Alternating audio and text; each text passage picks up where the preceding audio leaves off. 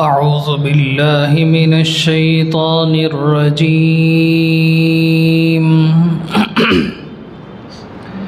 बिस्मिल्लाहिर रहमानिर रहीम।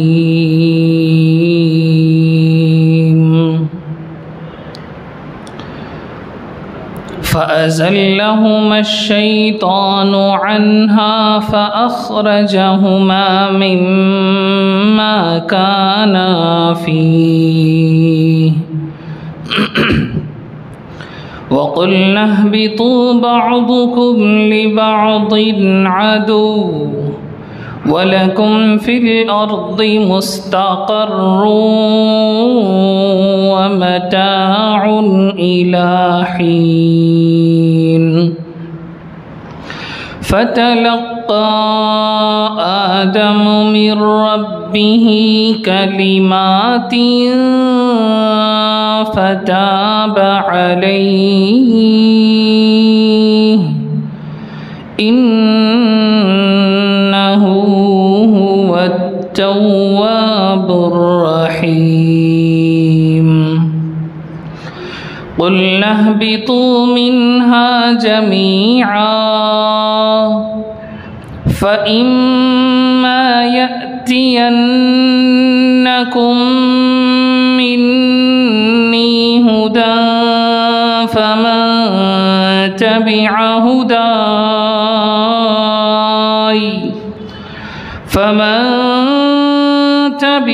हुदाय फ़ला ख़ौफ़ुन अलैहिम वला हुम यहज़नून। वल्लज़ीन कफ़रू वकज़्ज़बू बिआयातिना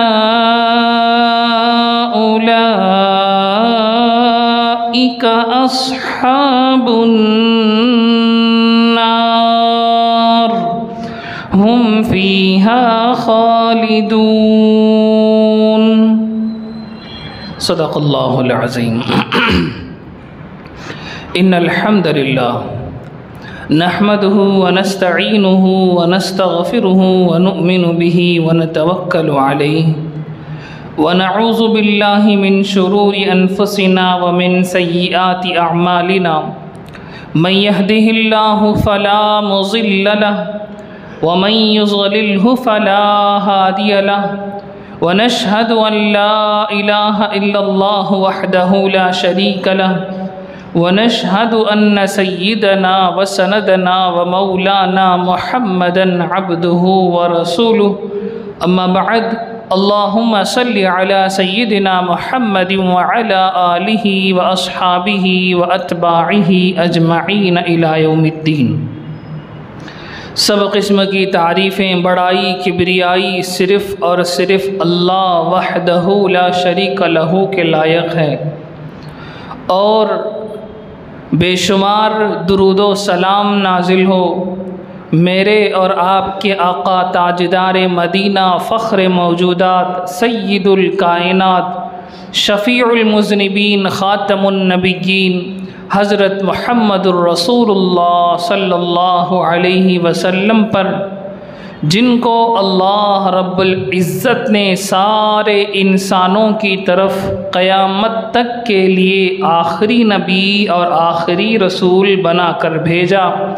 आपके बाद कोई नया शख्स नबी या रसूल नहीं बन सकता। बुज़ुर्गान मुहतरम, सूरतुल बक़रा की आयत नंबर 30 पर 8 की तफसीर हम कर रहे थे। ये रुकू ख़त्म हुआ चाहता है। इस रुकू के अंदर बेशुमार मज़ामीन आए जिनकी तफसील करते हुए तकरीबन हमने 2 या 3 महीने लगा दिए। इतना वसी था ये उन्वान, ये मज़मून, ये रुकू। इतने अलग अलग मौज़ूआत थे इसके अंदर कि उनको हमने बहुत तफसील के साथ आपके सामने रखा। वजह इतनी ज़्यादा तफसील की ये है कि ये मज़मून अब कुरान मजीद में कई जगहों पर आया है। मुख्तलिफ़ जगहों पर रब्बुल इज़्ज़त ने इन मज़ामीन को दोहराया है, इन मज़ामीन को अलग अलग पर्सपेक्टिव से बयान फरमाया है, और उन सब को समझने के लिए जितनी ज़्यादा ज़रूरी बातें थी उन सब को हमने यहाँ कवर कर लिया है। अब इसका मतलब ये हुआ कि ये मज़मून, इस तरह की बातें कुरान मजीद में जहाँ भी आएंगी वहाँ सारी बातें यही दोहराई जाएंगी। तो इसलिए हमने इस मज़मून को बहुत तफसील के साथ आपके सामने रखा।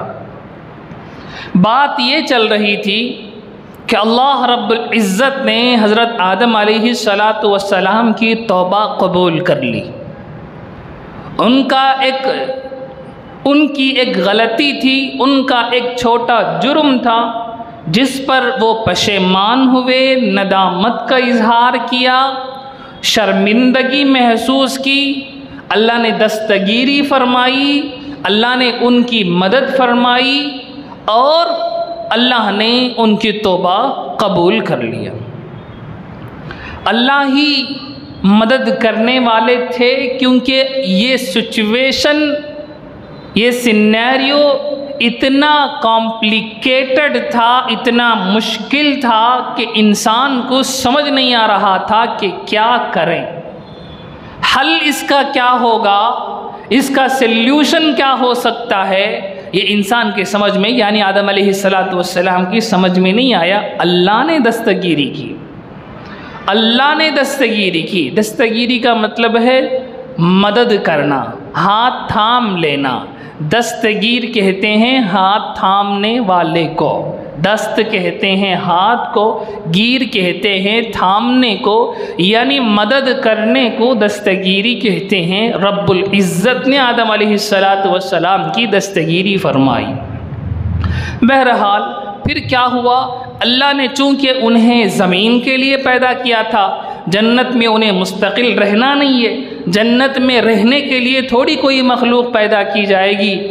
मखलूक तो एक ख़ास मकसद के लिए पैदा की गई है, एक ख़ास पर्पस के लिए पैदा की गई है। तो अल्लाह ने उस पर्पस को फुलफ़िल करने के लिए, उस मकसद को पूरा करने के लिए सैयदना आदम अलैहिस्सलातु वस्सलाम से फरमाया कि अब चलो, तुम्हारा टाइम जितना जन्नत में रहना था वो पूरा हो गया, वो कंप्लीट हो गया, अब तुम ज़मीन पर जाओ, अब तुम ज़मीन पर जाओ।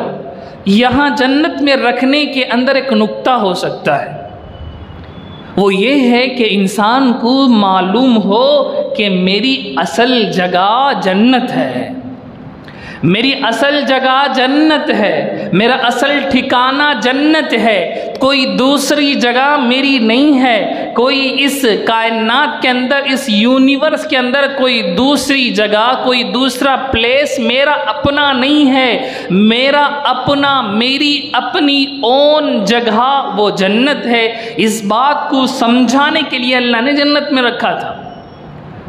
तो कनेक्शन हो गया जन्नत से इंसान का, ताल्लुक़ हो गया जन्नत से इंसान का।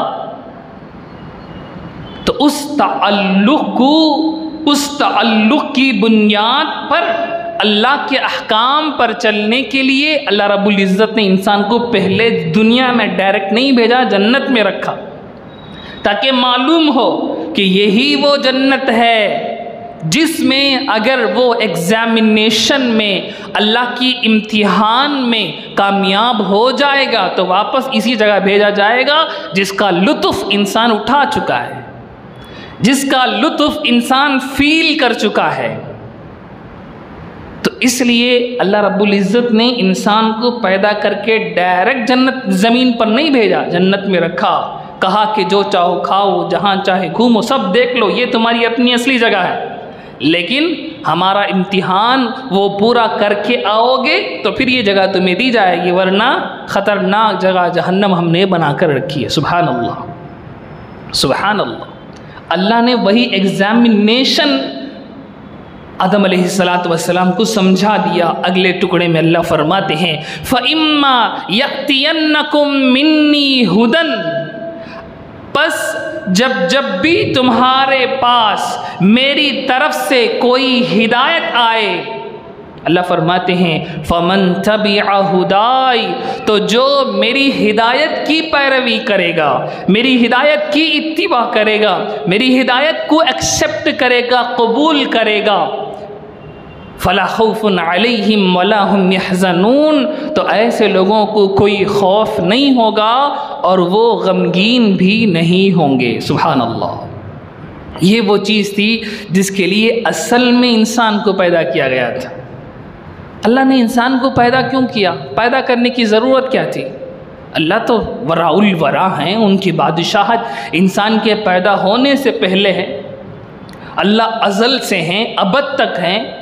अल्लाह की सारी खूबियाँ अल्लाह के साथ, जब से खुदा की ज़ात एग्जिस्ट करती है उस वक़्त से अल्लाह की सारी खूबियाँ अल्लाह के साथ हैं। क्यों अल्लाह पैदा किया? क्यों पैदा किया अल्लाह इंसान को? दुनिया को क्यों बनाया? कुछ भी ना बनाते, कुछ भी पैदा ना करते, कुछ भी क्रिएट ना करते, अल्लाह ने क्यों इंसान को पैदा किया? इस यूनिवर्स को पहले क्यों बनाया? क्या पर्पस था? क्या मकसद था? अल्लाह रब्बुल इज़्ज़त ने इंसान को पैदा करके अगर इंसान जन्नत में चला गया तो अल्लाह को उससे कोई फ़ायदा होने वाला नहीं है।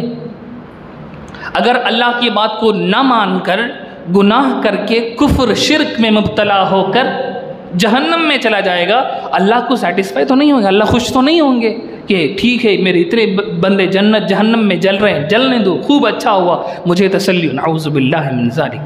अल्लाह को इसकी भी ज़रूरत नहीं है। फिर अल्लाह ने पैदा क्यों किया? आखिर क्रिएशन का मकसद क्या है? तो मेरे भाइयों इसको समझें, अल्लाह हमें समझ नसीब फरमाए। अल्लाह की सारी सिफ़ात अज़ल से हैं। अज़ल कहते हैं जिसकी बिगिनिंग ना हो, जिसकी शुरुआत ना हो। अबद कहते हैं जिसकी एंडिंग ना हो, जिसका ख़त्म ना हो। इधर भी इन्फिनिट चल रहा हो, इधर भी इन्फिनिट चल रहा हो, उसे कहते हैं ये अज़ल है, ये अबद है। बात समझ में आ रही? अल्लाह की बिगिनिंग भी नहीं है, हमारी बिगिनिंग है, हमारी शुरुआत है।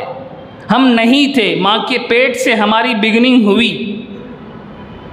और हमारा एक एंडिंग है कि जब रूह निकल जाएगी, चार लोग चारपाई पर रख कर जाकर मिट्टी में दबा देंगे, बस ये हमारा एंड है, ख़त्म है। यहाँ से दुनिया के सफ़र, दुनिया की जर्नी के बारे में मैं बता रहा हूँ। तो अल्लाह के यहाँ सारी खूबियाँ, सारी क्वालिटीज़ अल्लाह के अंदर पहले से मौजूद हैं। जब से अल्लाह की ज़ात मौजूद है तब से मौजूद हैं।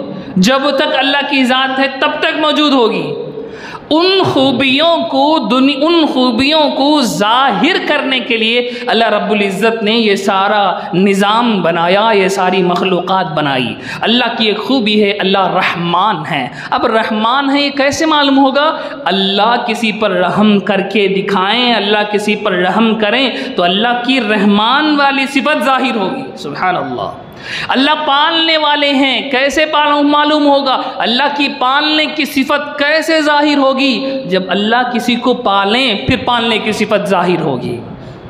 जैसे मैं बैठा हुआ हूँ, मैं खड़ने वाला हूँ, यानी मेरे अंदर खड़े होने की एबिलिटी है, कैपेसिटी है, मैं खड़ सकता हूँ। लेकिन कब मेरा खड़ना प्रूव होगा? जब मैं खड़ जाऊँ, उस वक़्त मेरा खड़ना प्रूव होगा। लेकिन मैं नहीं खड़ा हुआ हूँ तब भी मैं खड़ने वाला तो हुआ ना, तब भी मैं खड़ने वाला तो हुआ ना। मैं खाने वाला हूँ, यानी खाने की एबिलिटी, सलाहियत मेरे अंदर है, अब भी अंदर है मेरे, मैं अब भी खा सकता हूँ। लेकिन जब मैं खाना उठाकर खाऊंगा तो उस वक़्त मेरे खाने की एबिलिटी बाहर नज़र आएगी।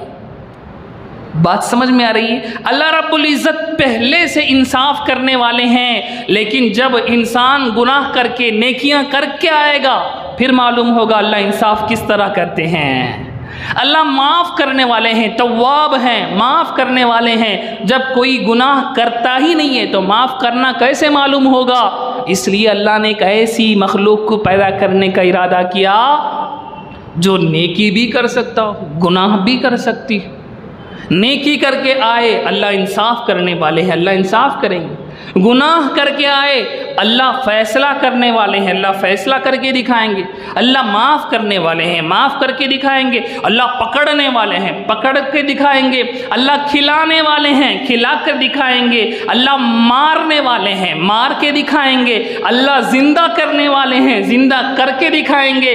अल्लाह सब कुछ करने वाले हैं, सब कुछ कर रहे हैं, करके दिखा रहे हैं। सुभान अल्लाह। तो ये पर्पस था अल्लाह रब्बुल इज़्ज़त का इंसानों को पैदा करना। अब तो एग्ज़ामिनेशन ज़रूरी हुआ। अगर सबको पास कर दिया जाए तो फिर एग्ज़ामिन की क्या ज़रूरत है? एग्ज़ामिन की ज़रूरत ही नहीं है, सबको पास ही कर देना है। सबको पास कर देना है तो हम पूछेंगे खामखा आपने ये एग्ज़ाम क्यों कंडक्ट किया, रखा क्यों एग्ज़ाम? एग्ज़ाम ही ना रखते, किस्सा ख़त्म, पास ही सबको करना था, सबको फेल ही करना है। तो भी हम पूछेंगे सज़ा ही देनी थी तो एग्ज़ाम लिख कर सज़ा क्यों दे रहे हैं? वैसे ही सज़ा दे दीजिए, वैसे ही सज़ा दे दीजिए। अब तो मालूम हुआ एग्ज़ाम जब होगा तो थोड़े से कामयाब होंगे, थोड़े से नाकाम होंगे, थोड़े से पास होंगे, थोड़े से फ़ेल होंगे। पास जो होंगे उनके साथ कैसे डील की जाएगी अल्लाह क़यामत में करके दिखाएंगे। फ़ेल जो हो जाएंगे उनके साथ कैसे डील की जाएगी अल्लाह क़यामत में करके दिखाएंगे। तो ये एग्ज़ामिनेशन ही इंसान के इस दुनिया में आने का पर्पस है। पैदा करने का पर्पस तो मैंने बता दिया, इस दुनिया में आने का पर्पस क्या है? एग्जामिनेशन। अल्लाह रब्बुल इज़्ज़त की कंडीशंस को कौन सेटिस्फाई करता है? अल्लाह रब्बुल इज़्ज़त के लगाए हुए शर्तों को कौन पूरा करता है, कौन फुलफिल करता है? रब्बुल इज़्ज़त ने इसलिए इंसान को इस धरती पर भेजा। अब ये इंसान इस दुनिया में आकर इसकी चकाचौंध चीज़ों को देखकर, यहाँ के रंग बरंगे चीज़ों को देखकर दुनिया में अपने दिल को अटका लिया, दुनिया में अपने आप को फंसा लिया। फिर वो आखिरत को भूल गया। जिस घर से यानी जन्नत से वो आया था वो घर को उसने भुला दिया। नतीजा ये है कि अल्लाह रब्बुल इज़्ज़त की नाराज़गी उसने हासिल की। सुभान अल्लाह। ये पर्पस था इस पूरे प्रोसेस का, ये मकसद था इस पूरे कार्रवाई का। रब्बुल इज़्ज़त ने इसी को इरशाद फरमाया, फ़इम्मा यअतियन्नकुम, जब हमारी तरफ से तुम्हारे पास, हम तुम ज़मीन में जा रहे हो, अब हम तुम्हें बता रहे हैं, उसूल बता रहे हैं कि हम एग्ज़ाम कंडक्ट करेंगे वहाँ।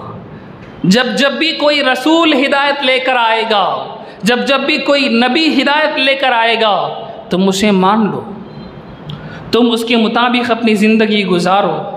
अगर तुम रसूल की, नबी की इताअत करोगे, तुम पर कोई खौफ नहीं होगा, तुम गमगीन नहीं होंगे, तुम इत्मीनान से अपनी ज़िंदगी गुजारोगे, दुनिया में भी इत्मीनान से रहोगे, आखिरत में भी रब्बुल इज़्ज़त तुम्हें जन्नत में जहाँ से तुमने निकला था वहीं अल्लाह दोबारा भेज देंगे। सुभान अल्लाह। अब यहाँ मैंने वो बात भी कहा, अल्लाह फरमा रहे हैं फ़ला खौफ़ुन अलैहिम वला हुम यहज़नून, उन्हें खौफ भी नहीं होगा, उन्हें गम भी नहीं होगा। इसकी तफसील मैंने गुज़िश्ता हफ्ते कर दी है। खौफ कहते हैं ऐसी तकलीफ़ को जो किसी फ्यूचर के हालत पर हो।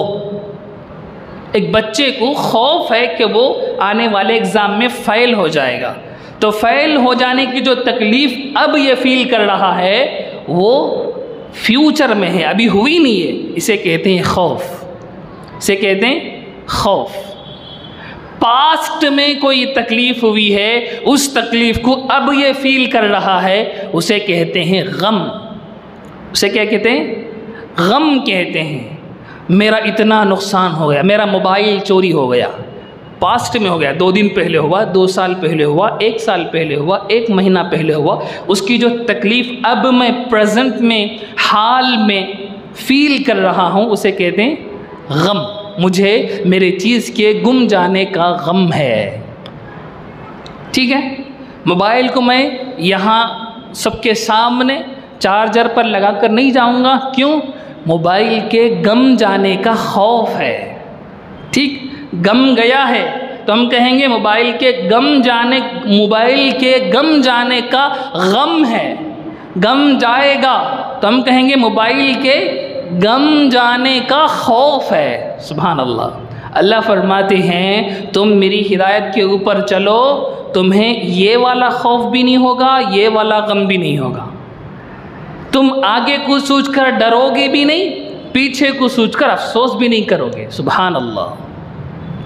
महशर के मैदान में अल्लाह रब्बुल इज़्ज़त जब सारे इंसानों को खड़ा कर देंगे, हिसाब व किताब नहीं होगा, धड़ धड़ से फरिश्ते उतर रहे होंगे, पूरे इंसानों को राउंड बनाकर अल्लाह के फरिश्ते आसमानों तक, जहाँ तक ऊपर है सब उतने ज़्यादा फरिश्ते इंसानों को अंडर में लेकर घेर चुके होंगे।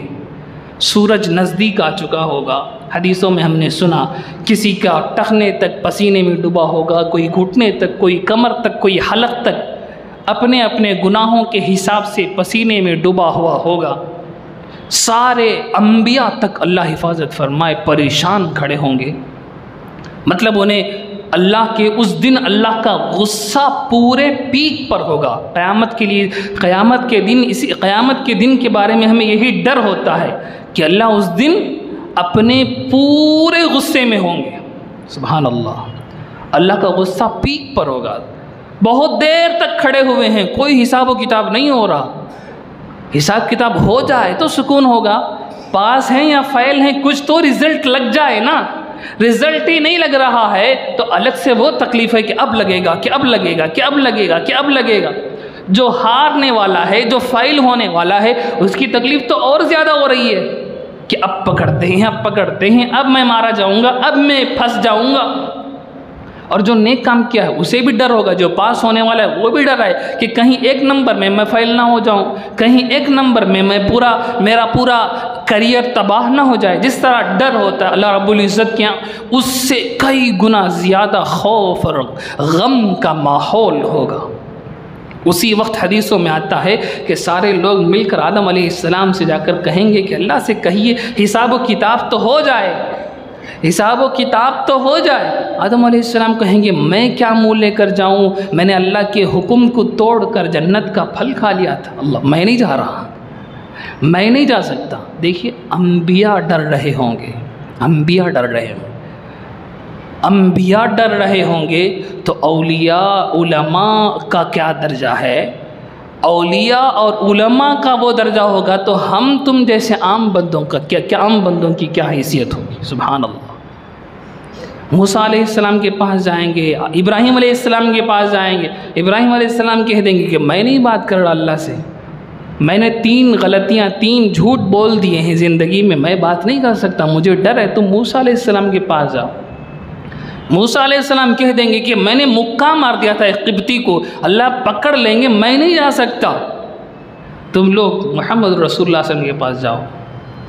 नबी पाक सल्लल्लाहु अलैहि वसल्लम फरमाए हाँ इसके लिए मैं हूँ, इसके लिए मैं हूँ। नबी पाक सल्लल्लाहु अलैहि वसल्लम सजदे में गिरेंगे और अल्लाह से वो दुआएं मांगेंगे, अल्लाह की वो तारीफ़ करेंगे।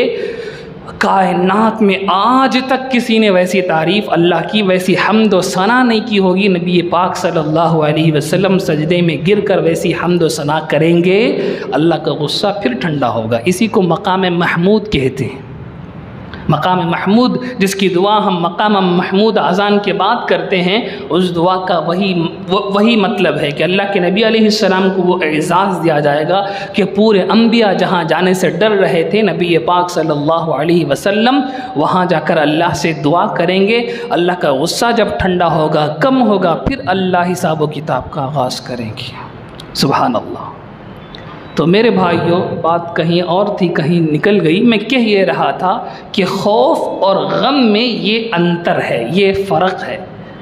अल्लाह रब्बुल इज़्ज़त फरमाते हैं जो मेरी हिदायत को मान जाता है, मेरी हिदायत को एक्सेप्ट कर लेता है, उसे कोई खौफ नहीं होने का, उसे कोई गम नहीं होने का, वो इत्मीनान से रहेगा। यानी हशर के मैदान में भी उसे इत्मीनान मिलेगा। हशर के मैदान में जहाँ सब परेशान होंगे, वहाँ अल्लाह रब्बुल इज़्ज़त उसे खौफ नहीं देंगे। और हशर के मैदान में सारे लोग गम में भी मुब्तला होंगे कि हाय दुनिया में मैंने इतना वक्त तो ज़ाया कर दिया था, इतना वक्त तो बेकार कर दिया था, इतना सबको याद आ जाएगा। सारी चीज़ें सामने आ गई हैं, अब सामने नहीं है, इसलिए डंडी मार रहे हैं, इसलिए चोरी चकारी कर रहे हैं, इसलिए आँखों से बुराइयां कर रहे हैं, ज़ुबान से बुराइयां कर रहे हैं। इसलिए दिल से बुराइयां कर रहे हैं, इसलिए एक दूसरे का माल हड़प कर ले रहे हैं। क्यों? सामने जन्नत नज़र नहीं आ रही, सामने जहन्नम नज़र नहीं आ रही। कल सारी चीज़ें सामने आ जाएंगी तो सारी चीज़ें अपने किए पर अफसोस करने लगेगा कि हाय मैंने तो चोरी कर ली थी, हाय मैंने नमाज नहीं पढ़ी, हाय मैंने अल्लाह को राज़ी नहीं किया। तो हिसाब होने से पहले ये खुद तय कर लेगा कि मैं तो पकड़ा गया। जैसे एक बच्चा कुछ भी लिखा हुआ ना हो पर्चे में, वो पहले से तय कर लेगा मैं तो पकड़ा गया, मेरी तो आज पिटाई होनी है। अल्लाह अकबर। तो जिन जिन लोगों ने अपने औकात को अल्लाह रब्बुल इज़्ज़त के लिए वक़फ़ नहीं किया, अल्लाह रब्बुल इज़्ज़त की ताआत में नहीं लगाया, वो डरने शुरू हो जाएंगे, अफसोस करने शुरू हो जाएंगे कि हाँ इतना सारा वक्त मैंने बर्बाद कर दिया, दुनिया में ज़ाया कर दिया। टाइम मेरे पास था, 60-70 साल की ज़िंदगी में सजदे कर लेना क्या मुश्किल था। ये ख़त्म ना होने वाली ज़िंदगी मेरे सामने आ गई, मैं कहाँ भागूँगा? चारों तरफ फरिश्ते खड़े हुए हैं, चारों तरफ फरिश्ते खड़े हूँ, मैं निकल कर कहाँ भागूंगा? सुबहान अल्लाह। तो एक खौफ इंसान को, एक गम इंसान को मैदान महशर में जो होगा, अल्लाह रब्बुल इज़्ज़त जो अल्लाह के नबियों की 100% इताअत करके ज़िंदगी गुजार लेता है, उसे वो खौफ भी नहीं होगा, वो गम भी नहीं होगा, वो मज़े में खड़ा हुआ होगा। अल्लाह अकबर। वो मज़े में खड़ा हुआ होगा, उसे कोई टेंशन नहीं, उसे कोई परेशानी नहीं होगी, वो इत्मीनान से खड़ा हुआ होगा। सुबहान अल्लाह। आज गैब की बातों को हमें मानना मुश्किल है, मान रहे हैं तो उस पर अमल करना उससे ज़्यादा मुश्किल है। लेकिन कल क़यामत में जब ये सारी चीज़ें सामने सामने आ जाएंगी, उस वक़्त तक 1000 मरतबा कलमा पढ़े कुछ भी नहीं होने का, 1000 सजदे धगाधक झुकाए कुछ भी नहीं होने का। क्यों? वो वक्त ख़त्म हो गया। क़यामत तो दूर की बात है, अल्लाह के नबी अलैहिस्सलातु वस्सलाम ने फरमाया जिसकी रूह हलक में आ जाती है, अब उसका कलिमा भी मोतबर नहीं है, उसका ईमान भी मोतबर नहीं है। हलक में रूह आने से पहले पहले अल्लाह की ताअत कर लेनी चाहिए, होशियार बंदा है। हलक में रूह आ गई, अब उसका कलमा, उसका ईमान, उसकी सारी चीज़ें ख़त्म हो गई, चैप्टर क्लोज, चैप्टर बंद हो गया। अब कोई अमल भी कबूल नहीं होगा, कोई अमल भी कबूल नहीं होगा। सुभान अल्लाह। क्यों? हलक में जब रूह आ जाएगी तो इंसान इस दुनिया के साथ साथ उस दुनिया को देखना शुरू कर देता है, इस दुनिया के साथ साथ उस दुनिया को देखना शुरू कर देता है। बीवी बच्चे सामने खड़े हुए हैं लेकिन कब्र उसे नज़र आने लग जाती है, उसे सारी हकीकतें खुलने लग जाती है। देखने के बाद मानना कौन सी बड़ी चीज़ है? देखने के बाद तो सभी मान लेते हैं, देखने के बाद तो सब लोग मान लेते हैं, देखे बग़ैर मानना ये असल एग्जामिनेशन था। इसको तूने टाइम पार हो गया, टाइम ख़त्म हो गया, तूने उसे पूरा नहीं किया। अल्लाह रब्बुल इज़्ज़त ने इस रुकू के अंदर इंसान की शुरुआत से लेकर उसके पर्पस तक पूरी बातें क्लियरली समझा दी, क्लियरली समझा दी। ये मकसद है तेरा, हाँ ये मकसद है, ये पर्पस है। पूरी चीज़ें तुझे समझा कर मैं भेज रहा हूँ, तो दुनिया में जाकर परेशान ना हो, मैं क्या कर रहा हूँ, मैं क्यों आया हुआ हूँ, मेरे आने का पर्पस क्या है, मेरे पैदा होने का पर्पस क्या है, मैं कहाँ से आया हूँ, मेरी बिगनिंग क्या है, मेरी एंडिंग क्या है। तो परेशान मत हो, तो दूसरी जगहों से जाकर मत सोच, सारी चीज़ें मैं रब तुझे समझा रहा हूँ। सुभान अल्लाह। कितने बड़े फ़िलासफ़र्स दुनिया में गुज़रे हैं, ज़िंदगी पूरी उन्होंने लगाई कि मैं कहाँ से आया हूँ इसको जानूँ, मैं क्यों आया हूँ इसको जानूँ। बड़े बड़े फ़िलासफ़र्स, बड़े बड़े फ़िलासफ़र्स पूरी ज़िंदगी उन्होंने स्पेंड की।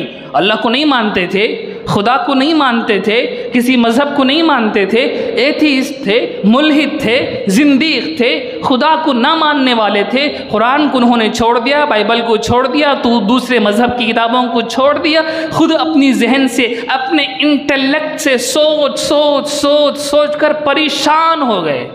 आखिर तक उन्होंने रास्ता नहीं पाया। हम मुसलमान खुश नसीब हैं, अल्लाह ने सूरतुल बकरा की शुरू में अभी 40 आयतें हमने कंप्लीट नहीं की है, इसी के अंदर मेरे बिगिनिंग, मेरी एंडिंग, मेरे पैदा करने का पर्पस, उसमें क्या क्या होगा सब कुछ समझा दिया। सुभान अल्लाह, सुभान अल्लाह, सुभान अल्लाह। कोई इतनी सारी वाज़ेह रोशनियाँ रखने के बावजूद आंखें बंद करे, अल्लाह के सामने जाकर जस्टिफाई करे कि अल्लाह मुझे नहीं मालूम था, तो अल्लाह फिर बख्शेंगे नहीं मेरे भाई। अल्लाह नहीं बख्शेंगे। ये बात याद रखना, अच्छी तरह समझ लें कि ना जानना, इग्नोरेंस अल्लाह के यहाँ जस्टिफिकेशन नहीं बन सकती। ये बात सुन ले, अच्छी तरह सुन ले। इग्नोरेंस, जहालत, मुझे नहीं मालूम, ये जस्टिफाई नहीं कर सकता अल्लाह के पास जाकर, अल्लाह मुझे नहीं मालूम था कि ये सारी नेकियां करनी चाहिए, ये सारे गुनाह हैं, मुझे नहीं मालूम था, ये नहीं कह सकता मैं। अल्लाह के पास तो छोड़िए, दुनिया में नहीं कह सकता मैं। आप हेलमेट पहने बगैर चले जाएं, पुलिस आपको फ़ाइन करे, आप ये नहीं कह सकते कि अच्छा हेलमेट पहनना ज़रूरी है, मुझे तो नहीं मालूम था। आप नहीं कह सकते, आपको मालूम करना चाहिए, क्योंकि आप सिटीज़न हैं इंडिया के। इंडियन लॉज आप पर मालूम आप कर लें या ना मालूम कर लें, आप पर लगेंगे। ऐसे ही होता है, आप कोर्ट में जाकर खड़े हो जाएं, जज साहब से कहने लगें कि मुझे इंडियन लॉ नहीं पता, मैंने ये किया है लेकिन ये जुर्म है, मुझे नहीं पता। आप ये जस्टिफाई नहीं कर सकते, कोई वकील आपकी तरफ से लड़ेगा नहीं कि आपका केस। क्यों? क्योंकि आप इंडियन सिटीज़न बन चुके हैं, तो आपको यहाँ के लॉज मालूम कर लेने चाहिए। जब एक छोटे से इलाक़े इंडिया का ये आलम है, रब्बुल इज़्ज़त की ज़ात इतनी वराउल वरा है, उसकी अदालत में भी यही किस्सा चलता है कि आपको मालूम करना है दीन की बातें क्या हैं। आप नहीं कह सकते कि ज़कात वो मुझे समझ में नहीं आता, वो कितना देना सकी, क्या निकालना सकी, मैं समझ में नहीं आता, मैं छोड़ डाला, समझ में नहीं आता। अल्लाह इस बात को नहीं कबूल करेंगे, अल्लाह इस बात को एक्सेप्ट नहीं करेंगे। मेरे ऊपर ज़कात ज़रूरी हो गई, मुझे ज़कात देना है, मुझे हिसाब नहीं करने आता, इमाम साहब के पास आना है, मौलवी साहब के पास जाना है, मुफ्ती साहब के पास जाना है, बैठकर हिसाब निकाल कर ज़कात निकालना है। मुझे नहीं मालूम वो क्या हिसाब करते सो की नहीं, अल्लाह इसको कबूल नहीं करेंगे, अल्लाह इसको कबूल नहीं करेंगे। मेरे ऊपर हज फ़र्ज़ हो गया, कितने लोग हैं हज फ़र्ज़ हो जाता है। औरतों के पास कितने लाख के जेवर होते हैं, औरतों पर हज फ़र्ज़ हो जाता है। सुभान अल्लाह, जो जेवर पहनती हैं औरतें, उन पर ज़कात, उन पर हज आ जाता है। अगर बीवी के पास इतना जेवर है कि उसको बेचें तो उससे इतने रुपये आ सकते हैं कि उन रुपयों से वो अपने टिकट और अपने शौहर या अपने बेटे या अपने भाई या अपने बाप की टिकट बना सकती है। तो फिर औरत के ऊपर हज फ़र्ज़ हो जाता है, हज फ़र्ज़ हो जाता है। सुभान अल्लाह, हज फ़र्ज़ हो जाता है मेरे भाइयों। अब जाकर ये कहीं मुझे तो नहीं पता, मैं तो वो दिखाने के लिए जेवर रखी हुई थी, ये जस्टिफिकेशन अल्लाह कबूल नहीं करेंगे। मैं तो वो सिर्फ शादियों में पहनती हूँ, 4 औरतों के सामने सजने के लिए, अल्लाह इसको कबूल नहीं करेंगे। ज़कात देना, हज अदा करना उम्मत की कई औरतों पर फ़र्ज़ हो चुका है, कई औरतों पर। कोई बोलता ही नहीं, कोई सुनता ही नहीं, कोई आता ही नहीं, कोई जानता ही नहीं। मौलवी साहब आकर बतावें, मौलवी साहब की जिम्मेदारी नहीं है मसले बताना, ये बात भी याद रख लें, अल्लाह माफ़ फरमाए। मौलवी साहब की जिम्मेदारी नहीं है कि वो मस्जिद मोहल्ला मोहल्ला जाकर लोगों को दीन पहुँचाएँ। लोगों की जिम्मेदारी है कि वो दीन वालों के पास आएँ। कुरान उठाकर देखिए, अल्लाह कहते हैं फ़स्अलू अहल ज़िक्री इन कुंतुम ला तालमून, तुम्हें नहीं मालूम तो अहले ज़िक्र से पूछो, उलमा से पूछो। इसका मतलब क्या है? पूछने के लिए मुझे उलमा के पास जाना है। उलमा आकर तो नहीं पूछेंगे घर घर दरवाज़ा मार के कि आपको आज कोई मसला पेश आया तो बताइए, मैं जवाब दे रहा हूँ। आज आपको कोई इशू आया तो बताइए दीन के हिसाब से। उलमा तो नहीं पूछेंगे, उलमा के पास जाकर अपने मसाइल का हल करना एक एक मुसलमान की जिम्मेदारी है। हमें से कितने लोगों के उलमा हैं बताइए? कितने लोग आप में से कह सकते हैं कि हाँ मेरा पूरा ख़ानदान फ़लाने आलिम साहब से मसले पूछते हैं, अपने सारी चीज़ें उन्हीं से डिस्कस करते हैं? एक बताएं। फैमिली डॉक्टर्स हर एक ख़ानदान के होंगे, फैमिली डॉक्टर, वो मेरे फैमिली डॉक्टर हैं, वो मेरे फैमिली एडवोकेट हैं। कोई बड़ा घराना है, मालदार घराना है, फैमिली एडवोकेट होंगे, फैमिली लॉयर होंगे, एडवाइज़र होंगे, फाइनेंशियल एडवाइज़र होंगे, टैक्स के बारे में हिसाब किताब करने के लिए चार्टर्ड अकाउंटेंट होंगे। फिक्स हर बड़े ख़ानदान में ये होता है, हर छोटे ख़ानदान में डॉक्टर तो होता है कि सारे घर वाले सर्दी के लिए, ज़ुकाम के लिए, बुखार के लिए उसी के पास जाते हैं, बचपन से जाते हैं, बुढ़ापे तक उसी के पास जाते हैं। लेकिन हम में से कितने लोगों के लिए आलिम है इस तरह से बताइए? हम में से कितने लोगों के घरों में हमारा पूरा घराना फ़लाने आलिम साहब से पूरे मसाइल डिस्कस कर कर अमल करता है? बताइए कितने लोग हैं? सुभान अल्लाह, सुभान अल्लाह। ये कौन सी दुनिया में हम जी रहे हैं मेरे भाइयों? दुनिया के लिए इतनी सारी फ़िक्र, इतनी सारी कुड़न, इतना सारा प्रॉपर निज़ाम, इंफ्रास्ट्रक्चर इतना ज़बरदस्त किस्म का हमने डिज़ाइन कर लिया। दीन के लिए कोई हमारे पास वैसा कोई प्लानिंग ही नहीं, वैसी कोई प्लानिंग ही नहीं है। कहाँ हम जा रहे हैं, एक कौन से तरीक़े पर हम चले हुए हैं कि जहाँ से भी देखा मसला ले लिया। चलते चलते मौलवी साहब को खड़ा कर आपको तुम ना देखने के बाद एक मसला याद आया। हज़रत कितने लोग होते हैं इस्तिंजा खाना जाते हुए हमें रोकते हैं, कहते हैं कि एक मसला आप तुम ना देखने के बाद मैं गाड़ी फल डाले वाले हूँ। सुभान अल्लाह, देखने के बाद गाड़ी फल डाले वाले हूँ, ये दर्जा हमने दीनुल इस्लाम को दिया हुआ। किसी डॉक्टर से तो हमने ऐसे नहीं कहा कि तुम ना देखने के बाद मुझे एक बीमारी याद आ गई मैं वो पूछ ले जाता हूँ, सब नहीं। डॉक्टर से हमने ऐसा नहीं किया, लेकिन मौलवी साहब से हमने ऐसा ही किया, इमाम साहब से वैसे ही। क्यों? ज़रूरत ही नहीं है दीन की। लग गया, मिल गया तो मालूम हो गया तो अमल कर लेंगे, नहीं मालूम हो तो ख़त्म कर लेंगे। एक मजलिस में मैंने ज़कात के मसाइल बयान किया, एक बड़े मालदार साहब तो उन्होंने कहा रोक दिया उन्होंने, बोलो ना को हज़रत, बोले तो अमल करना पड़ेगा, बोले तो अमल करना पड़ेगा, बाद में हमें बहुत प्रॉब्लम आ जाएंगे। क्या किस दर्जे पर हम चले गए हैं कि दीन की बातों को सीखने से कान बंद कर रहे हैं ताकि अमल करना ना आए। यानी वो समझ रहे हैं कि इग्नोरेंस को हम जस्टिफिकेशन बनाकर अल्लाह के सामने रख देंगे। मैंने कह दिया कि इग्नोरेंस जस्टिफिकेशन नहीं बन सकती मेरे भाइयों, हमें इल्म हासिल करना होगा। मैं कहता हूँ हर एक खाना, आप मेरे पास ना आएँ, आप अपनी मस्जिद के इमाम साहब के पास भी ना जाएँ, आप जिस आलिम को, सही मोतबर आलिम के ऊपर आपका एतमाद है, अपने पूरे घराने के पूरे मसाइल उनसे डिस्कस करें, उनसे डिस्कस करें। करीब हैं तो अच्छा है, करीब नहीं है तो जहाँ भी हैं उनसे फ़ोन से रब्ता रखें, उनसे अपना कनेक्शन मजबूत रखें, उनसे अपने पूरे घर की सिचुएशन को बताएं। अब होता क्या है, एक एक आदमी हमारे पास आता है, एक छोटा सा मसला, उस मसले को समझने के लिए मुझे उसके पूरे बैकग्राउंड को चेक करना पड़ता है, तब जाकर उसका जवाब हम दे सकते हैं। लेकिन अगर कोई आदमी फैमिली अपने तौर पर एक एक फैमिली के लिए आलिम साहब को रखा हुआ होगा तो उसके पूरे फैमिली की सिचुएशन उस आलिम साहब के पास होगी। वो तो सबको बोलते तो नहीं फिरेंगे, लेकिन उन्हें मसला बताना चुटकी का काम हो जाए। तुम्हारे लिए ऐसा ही करना चाहिए क्योंकि तुम्हारा पूरा बैकग्राउंड मेरे सामने है, तुम्हारा पूरा बैकग्राउंड मेरे सामने है।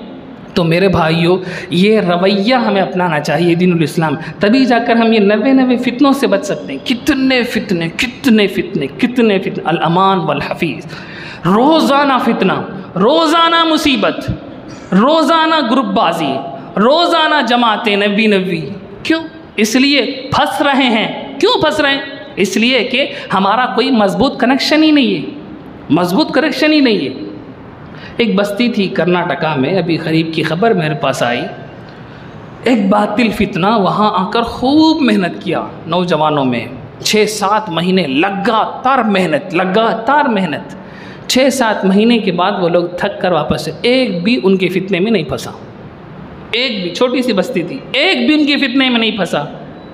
बाद में जब तहकीक की गई कि इतनी ज़्यादा मेहनत करने के बावजूद एक भी इनके फितने में कैसे नहीं आया, तो पता चला कि जब भी कोई आदमी उनके पास उस गांव के, उस बस्ती के नौजवानों के पास आकर बैठकर उनको फितने में मुब्तला करने की बातें करता तो पूरी बातें सुनते, सुनने के बाद एक जुमला कहते कि ये पूरे बातें ज़रा हमारे इमाम साहब से बोल डाले तो अच्छा रंगा, ये पूरे बातें हमारे मौलाना साहब से बोल डाले तो अच्छा रंगा। अब कोई फितना इस तरह से मजबूत नेटवर्क लोगों का बना हुआ हो तो कोई फितना काम नहीं कर पाए, कोई फितना काम नहीं पर। आप इतना अच्छा मुझे समझाते ना, ये बात हमारे इमाम सबको समझा डाले तो ना जुम्मे में कटो सबको समझा डालेंगे। गया फितना, फितना पनप नहीं सकता। मेरे भाइयों, ये हमारी कमज़ोरी है, ये हमारा माइनस पॉइंट है कि हमने अपना कोई मरकज़ नहीं बनाया, अपना कोई नेटवर्क नहीं बनाया। बहरहाल बात कहीं से कहीं जाकर कहीं ख़त्म हो रही है। अल्लाह रब्बुल इज़्ज़त अगली आयत में फरमाते हैं, वल्लज़ीना कफ़रू व कज़्ज़बू बिआयातिना उलाइका अस्हाबुन नारि हुम फ़ीहा ख़ालिदून। जिन लोगों ने कुफ़्र किया, ये आखिरी आयत है इस रुकू की, जिन लोगों ने कुफ़्र किया और हमारी आयतों का, हमारी निशानियों का इनकार किया, उन लोगों के लिए अल्लाह फरमाते हैं उलाइका अस्हाबुन नार, वो जहन्नम वाले हैं, हुम फीहा खालिदून, हमेशा हमेशा उसमें रहें। दोनों जगह अल्लाह ने बता दी। मेरी हिदायत पर जो चलेगा उसे खौफ भी नहीं होगा, गमगीन भी वो नहीं होगा, यानी वो जन्नत में जाएगा, अपने असली घर में जाएगा। लेकिन जो इनकार करेगा, कुफ्र करेगा, वो जहन्नम में जाएगा, जाकर वापस नहीं आ जाएगा। हुम फीहा खालिदून, वो उसमें हमेशा हमेशा के लिए पड़ा रहेगा। अल्लाह रब्बुल इज़्ज़त हम सबको जहन्नम से बचाए, जन्नत में हम सबको वापस जाने की मेहनत करने की तौफ़ीक़ नसीब फ़रमाए, उसके बारे में फ़िक्र करने की तौफ़ीक़ नसीब फ़रमाए। आमीन व आखिरु दअवाना अनिल हम्दुलिल्लाहि रब्बिल आलमीन। अगले इतवार को मेरा कोई दूसरा प्रोग्राम है, कोई दूसरी मसरूफ़ियात हैं, इसलिए अगले इतवार को इंशाअल्लाहुल अज़ीज़ तफ़सीर नहीं होगी। उसके बाद इंशाअल्लाहुल अज़ीज़ हम तफ़सीर करेंगे। जज़ाकुमुल्लाहु तआला। लकल हम्दु व लकश शुक्र या अल्लाह। अल्लाहुम्मा सल्लि अला सय्यिदिना मुहम्मदिन व अला आलि सय्यिदिना मुहम्मदिन व बारिक व सल्लिम अलैहि। रब्बना आतिना फ़िद्दुन्या हसनतन व फ़िल आखिरति हसनतन व क़िना अज़ाबन्नार। अल्लाहुम्मा इन्ना नस्अलुका हुब्बका व हुब्ब मन युहिब्बुका वल अमल अल्लज़ी युबल्लिगुनी हुब्बक। सुब्हान रब्बिका रब्बिल इज़्ज़ति अम्मा यसिफ़ून व सलामुन अलल मुरसलीन वल्हम्दुलिल्लाहि रब्बिल आलमीन।